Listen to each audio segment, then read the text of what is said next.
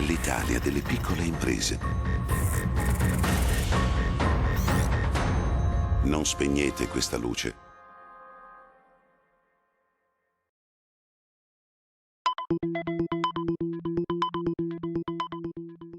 Un proficuo gioco di squadra da parte di Confartigianato, Cesar ed Edilcassa Veneto ha permesso di portare a termine un nuovo stralcio dei lavori di restauro di uno dei gioielli architettonici di cui è ricca la provincia di Vicenza, Villa da Porto a Montorso.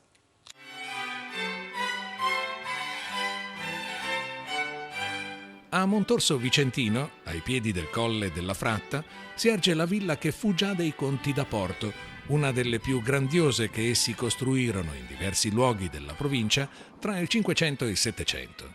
La villa ha visto un lungo periodo di decadenza interrotto in anni recenti da iniziative del comune per la sua salvaguardia e rinascita. In quest'ottica si è recentemente concluso il cantiere scuola, promosso dal Cesar, che ha portato al recupero di 2 sale dell'edificio grazie ad un intervento che ha visto coinvolti una decina di artigiani del sistema casa di Confartigianato Vicenza, un'operazione che ha goduto del contributo di Edilcassa Veneto.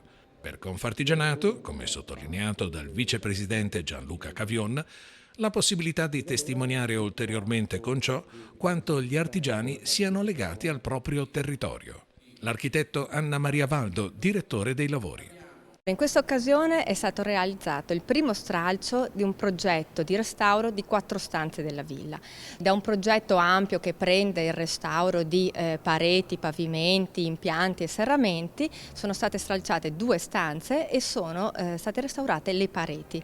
Quindi analizzati gli intonaci, quelli originari e quelli no, e soprattutto consolidate le parti lapidei, i cornicioni, gli architravi, e consolidati e recuperati con i materiali presi dal cantiere stesso, quindi materiali lapidei in villa che abbiamo recuperato dalla villa.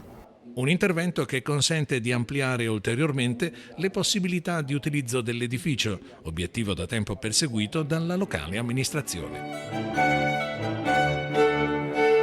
Per me è una soddisfazione perché vedo che con Confartigianato riesco a portare avanti sempre delle cose concrete e che mi danno modo di proseguire appunto nell'utilizzo e nel rendere fruibile a tutti questa bellissima villa.